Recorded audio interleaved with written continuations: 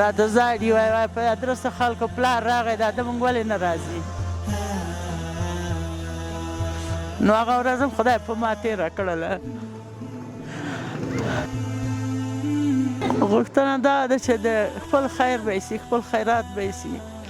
د آخرت ښه به یې سي چې یتیم سره یې څوک وکوي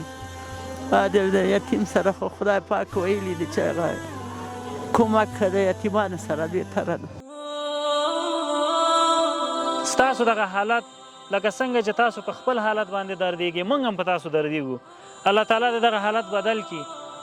الله تعالی د موږ اقتصادي خودکفا وګرځوي نو تاسو ته مې د صبر توصیه ده الله جل جلاله په قرآن کې فرمایي چې ان الله مع الصابرین څوک چې په فقر باندې څوک چې په مشکلاتو باندې صبر کوي الله د هغې سره دی بل حدیث شریف کې راځي چې مسکین سړی به د مالدار نه 500 کاله مخکې جنت ته ځي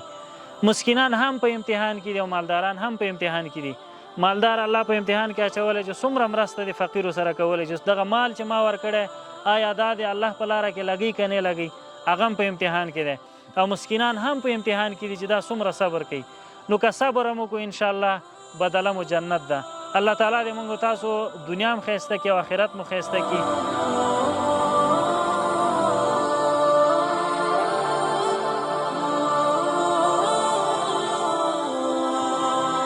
هیڅ کار روزګار نشم کولی مریض یم کله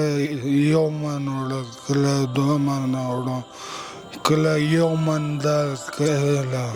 بس الحمدلله کوي یو میاشت کوي انشاءالله ډېر ښه میاشت نه وروسته م الله مهربان دی بس الله نه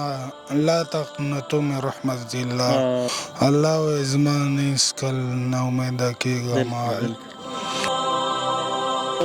د ژمي لپاره څه آمادګي لري بس د ژمي دپاره پلاو به ورکړي اوسه پورې کور کې ناست وم د یخ مې کېدو به زه مریض یم شفا درکړي نو د ډېر اولادونو لپاره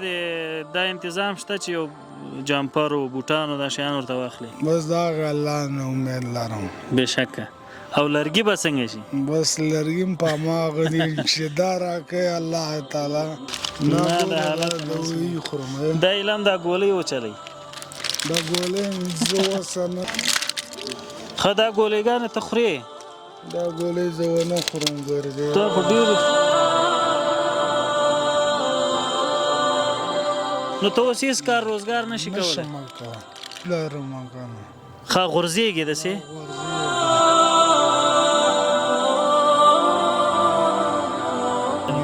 څوک نیرګي وی څوک دا لیریز ګولۍ خورم بیا ډېر ښه مشکلات دغه د بچی که چا لږ شی راکړله خورو به یې که نه دغه مې مسیانې دي د زوی مې مړ شو همدغه تور زیړي نیولی و دغه شاریناو کې او مکتب و په هغه کې هغه و دغه یې مشره ده دا د زوی مې دا یتیمه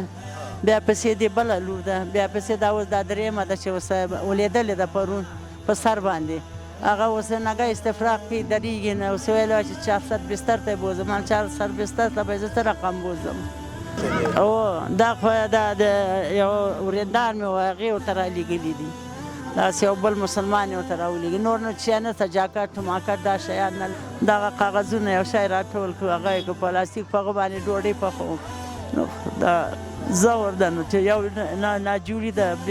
بې کسي سي بل یتیمان مې سي